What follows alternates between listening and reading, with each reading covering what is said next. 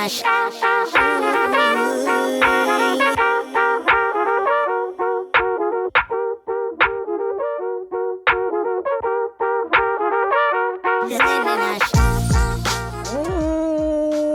back to the Fitness, Wellness, and Longevity Podcast. In today's episode, Scott and I talk about Scott's most recent long endurance ride and how the Moxie protocols and breathing protocols improved his overall performance and recovery. We then go into how to maximize the benefits of virtual coaching from home. If you like today's podcast, make sure you subscribe, rate, review, share with a friend, and enjoy this episode of the Fitness, Wellness, and Longevity Podcast. Scott, how goes it? Hey, it's going pretty good. Pretty good. I mean, just got back from the woods, so you can see that I have not. Even the neck beard's still there. Can't find my razor, honestly. I mean, it feels like I haven't seen you in forever, Scott, and it looks like you were just on Naked and Afraid. Yeah. So Scott, why don't you share with the audience where you've been and how you've grown a full beard so quickly? Yeah, well, this is only in about half the time since our last podcast recording. Annual trip. Every year I kind of do an endurance challenge. It's something, gives me something to train for. I do a mountain bike ride deep in the hills of Eastern Oregon where I spent a lot of time through my younger and middle-aged years, I guess. So I know the country really well and try to come up with a different route. This year, I, without even actually realizing it, because I didn't put a ton of thought into the route, I came up with what was by far the hardest climb, about 3 hours and 20 minutes and just under 4,000 feet of climbing. Holy smokes. Topping out at over 8,000 feet at the top trail.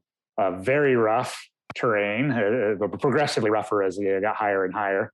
And then a very brutal descent too, because there had been large amounts of rain a couple of weeks prior that may cause huge amounts of runoff. So the trails and the roads become ravines and loose rock everywhere. And that added to a little crashes and some things on the descent, made it a little less pleasant than others. But all in all, good. Got through it really well. I wrote just a brief thing the other day. I think there's got to be some kind of annual year to year, like something that actually lasts the whole year from doing something like that. Because I don't do anything similar the rest of the year. I'm not somebody that goes out and does these long rides, a few times a month, even a few times a year. It's literally once a year. I just trained on the C2 bike and just other generalized gym things. And then I went out and did it. And its recovery just seems amazingly better from year to year, in spite of getting older. So you found the fountain of youth. Now, Scott, I have a question for you. Did you feel any of the effects of the breath training that you've been doing over the past couple of months? Did you feel any tangible difference?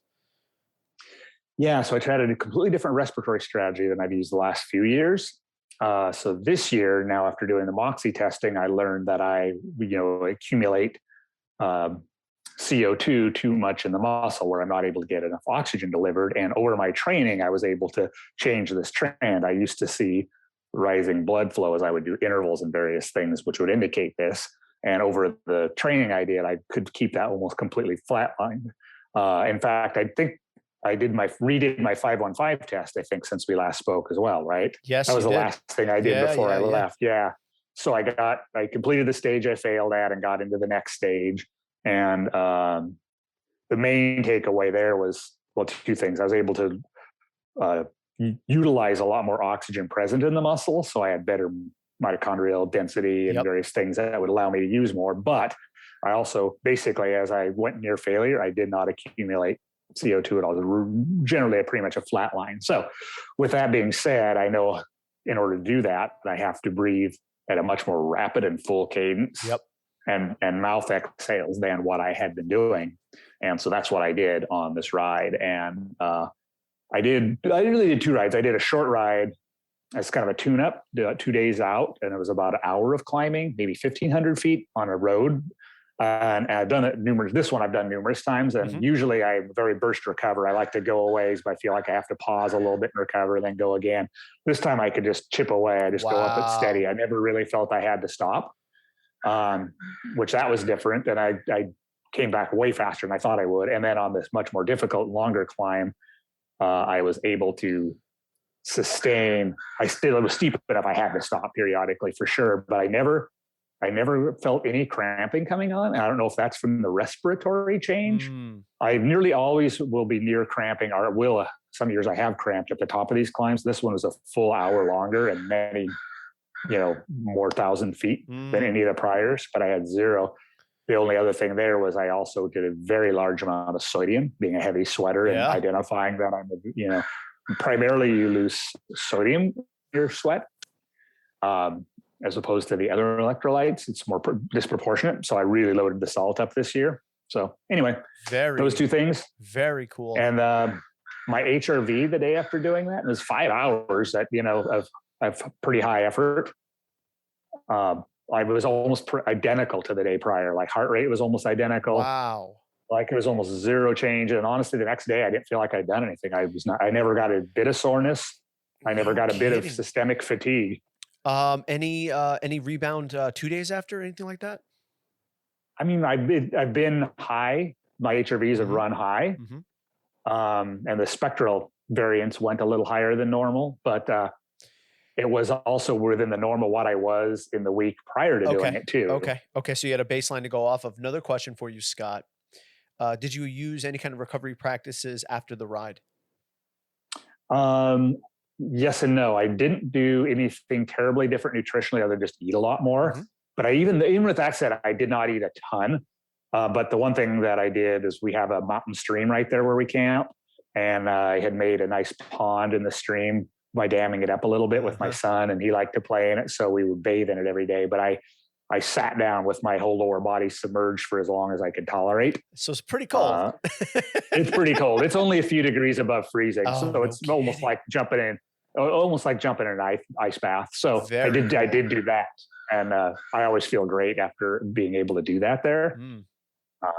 But I've done that in other years too, and it wasn't as profound. Okay. So would you all variables considered, would you say that the biggest variable that caused the shift this year was a new breathing strategy? Yeah, I believe so. That would have to be the main one. And I think also recognizing now when you wear the Moxie and you do some different work and intervals, you know what it feels like to desaturate the muscle. I mean, we've all felt it, but it's a little more specific. Like now I am at this point. And so I don't want to sustain that very long, because then I am engaging various anaerobic factors that it would be better for me not to on a long event.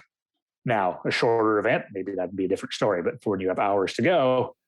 So I would stop, but it would take very little. I know it comes back up very, very quickly because I've watched this happen in lifetime. And I think knowing that and understanding physiologically what was going on and allowed me to push more steadily, but also not get to that point where I was probably, like in the past, I probably would have continued to push.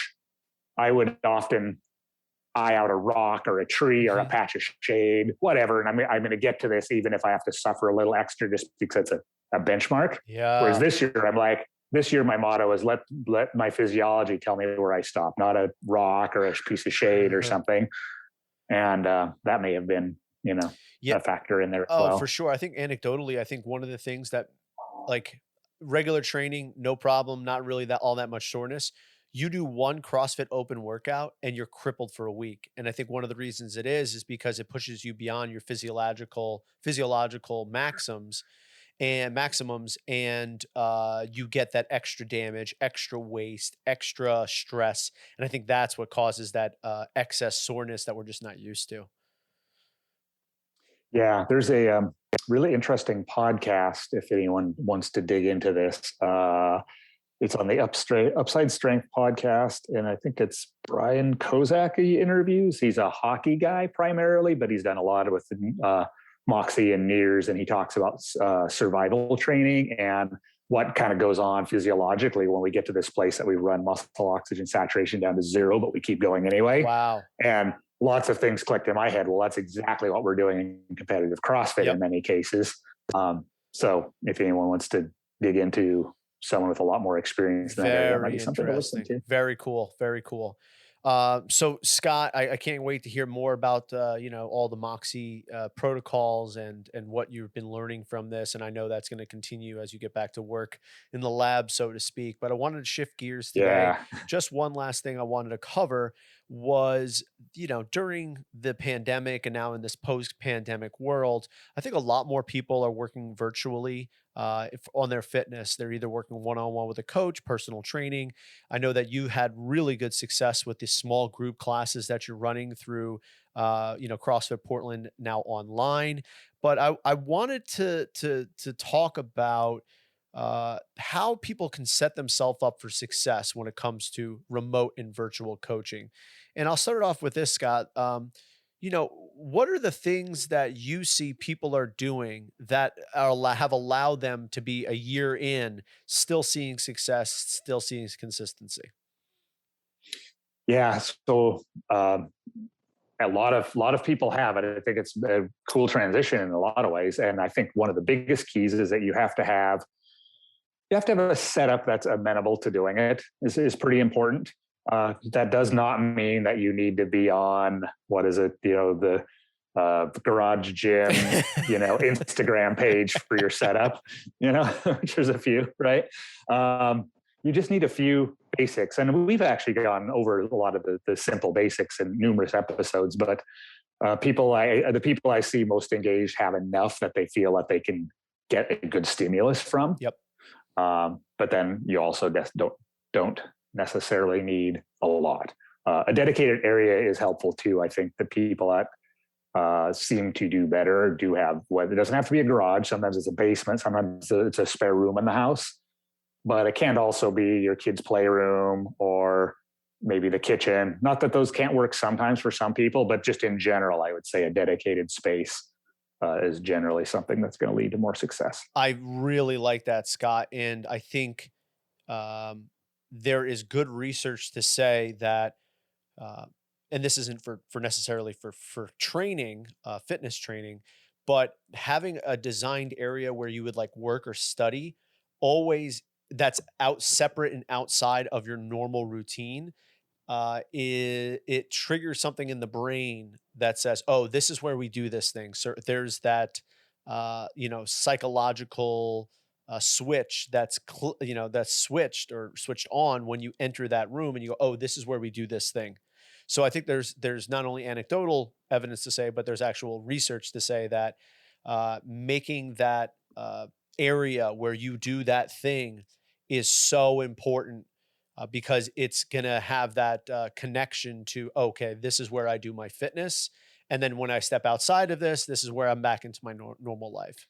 And I think that's that goes on regularly too. We just used to do it outside of the house in a gym, but now we're saving 15 to 20 minutes of travel time each way and just going into our garage or basement or spare bedroom. Another one out, obviously in my area is, outdoor areas that are covered by awning or something like that as well. Yeah, absolutely. So we have, I couldn't agree more. And we can borrow research from other areas, like you said, is a great point. Yep. So we have a prerequisite amount of equipment that allows you enough variety and potentially enough load. We have an area that is designed for fitness it's taped off, so to speak, for fitness. Anything, any other things that you're seeing that are allowing people success here, Scott? Just the general better user experience is if you're not trying to stare at a phone or something where you're trying to interact with your trainer on this little device. So at least the computer screen, or I know a number of people have done, and this is showing you, I have my setup down on the end there, but you can see there's a flat screen on the wall, which I then have a different webcam I use over on that. And so, but a lot of, for me coaching, I see lots of people, but I have lots of people done the same thing in their home setup. So now they actually have a nice screen that they can see and hear, and it's not a problem. It can be done all ways, but again, the better you can see, and the better. So a little different, as the client on the other end, you may need to move your camera up, down, depending on, what you're doing and how your setup is. So you have to have something that's fairly versatile and easy to shift around, so your coach can see what you're doing, as opposed to, just your upper back in the frame while Yep. you're maybe down doing some push-ups or planks or something. Great point there, Scott. I would say that if you don't want to use your laptop, which is perfectly fine, because next thing you know, you're getting notifications in your top right that say you have this person texts you, whatever. You want something that is not going to be used in your work setting, but you want something that's going to be like you said, something big enough so that you can get a good user experience. There's a reason why the mirror from Lululemon is like $2,000. It's like a 42-inch full full length screen that you can see from across the room. But yeah, an iPad, you can very easily, I think most people have some kind of flat screen TV that's just literally sitting around collecting dust. Get an HDMI cord, connect it to your computer, and now you have a big screen TV that is doubled as your fitness coach. Totally. And here's another point I can throw out, I'd like to share, that I think is maybe gets lost a little bit, because there's folks out there that maybe lost their gyms, or they're at home, and maybe you are fine doing your own programming or following something you found online, but you still like to work out with somebody. Don't forget, like, if you do have a friend from your old gym and they're working out at home too, you can, if you have a larger screen setup like this, you can Zoom. So I actually work out with friends still.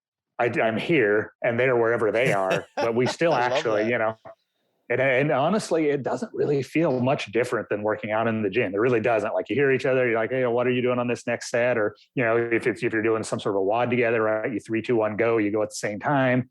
Maybe one of you have a timer. So just something to throw out there that, people might consider that maybe they haven't. Well, people were doing all sorts of Zoom cocktail parties and happy hours. Why not do your, Zoom fitness hour with your buddy? Get on the freaking thing and get going.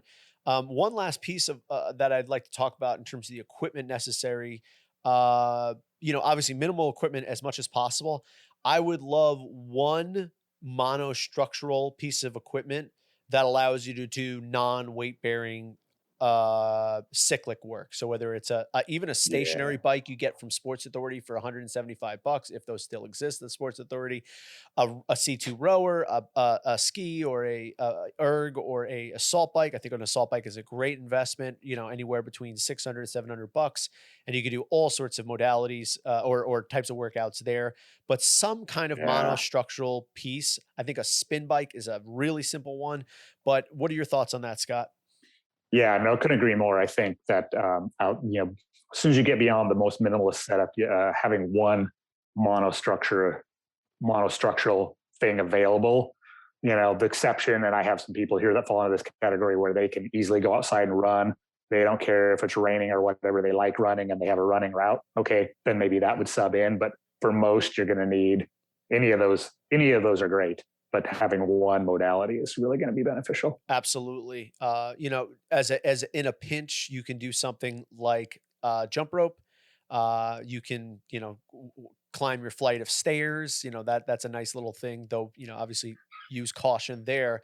But I think in general, I would just love to see something where there's not nearly as much impact. So having people run 4 times a week, I would love to see something that's not quite as impactful on the body. So bike, ski, row, something like that would be really, really cool to have.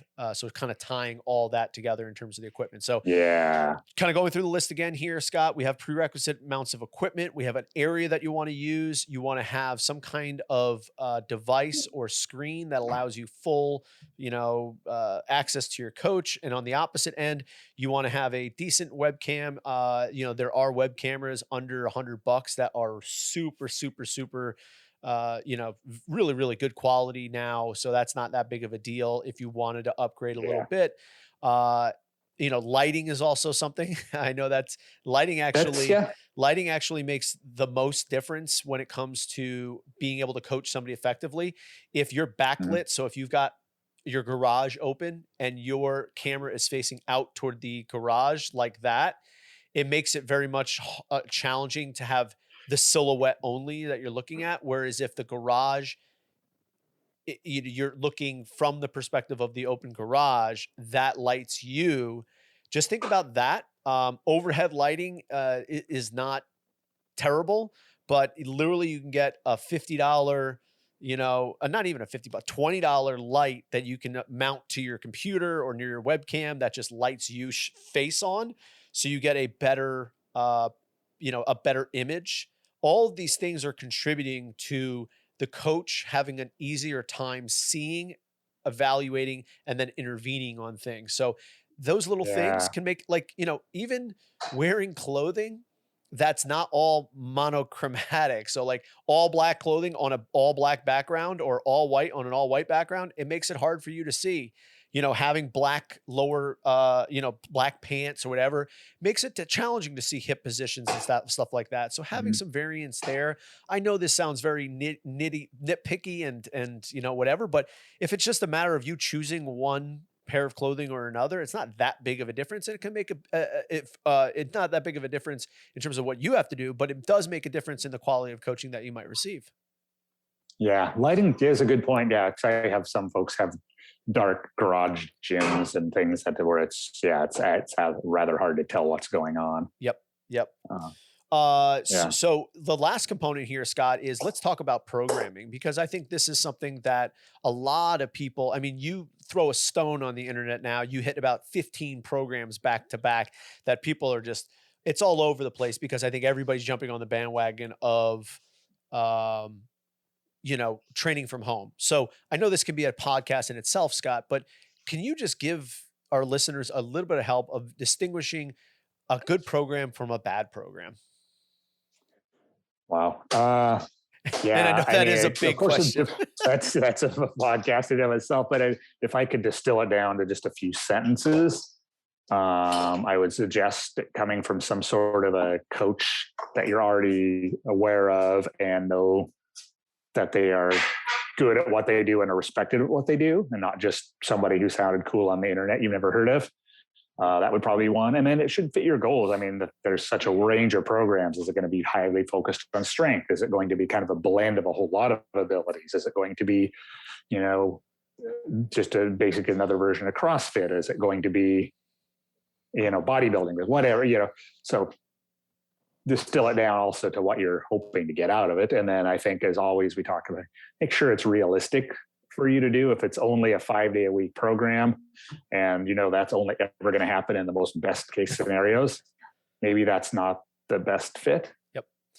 To add to that, Scott, and you're right, this could be a podcast in itself, and to distill it down, there is so many different programs. Niche it down to who you are. If you're a 45-year-old dad who has 40 minutes to work out 3 days a week, find that program, because there is a coach who specializes in that, who's going to be able to you can probably find it. Yeah. An unbelievable program for you that's going to get you everything that you need. And also it might even be lose 20 pounds with a 45-year-old losing 20 pounds while having kids and working and only working out 3 days a week for 40 minutes. That could be your program, and there's going to be a program for that. So don't be afraid to niche down and find exactly what you need. Don't go for the program that says guaranteed to get you fit, because anything that's showing says that's guaranteed anything to, research this, it's guaranteed to drain your wallet and probably doesn't give you the best results. But Scott, I know that you offer programming, and a damn good one at that. So if people want to work with you, how can they do it? A couple options. There's, of course, the online group, which is pretty varied. Lots of different facets we go into, or also I have a small amount of individual stuff still left I can do if you're interested in that. So ScottHagnusTraining@gmail.com or Scott Hagnus Training on Instagram would be the way to reach out and find out about that. Excellent. If you're into either at home or virtual personal training, I am for you. Working on those ageless athletes. You got joint problems. You've got, you want to get stronger. You have minimal time. Most bang for buck, I am here for you. Flockfitness.com, Flock Fitness on all of the social medias. Scott, I appreciate your time this week, my man, and I'll talk to you next week. Absolutely. Talk to you next week, Sean. Take care, brother. Thank you so much for listening to today's episode. If you like this episode, do us a favor, go online, give this podcast 5 stars. It helps grow the podcast. Recommend it to a friend. subscribe, and we will see you next time with a brand new episode of the Fitness, Wellness, and Longevity Podcast.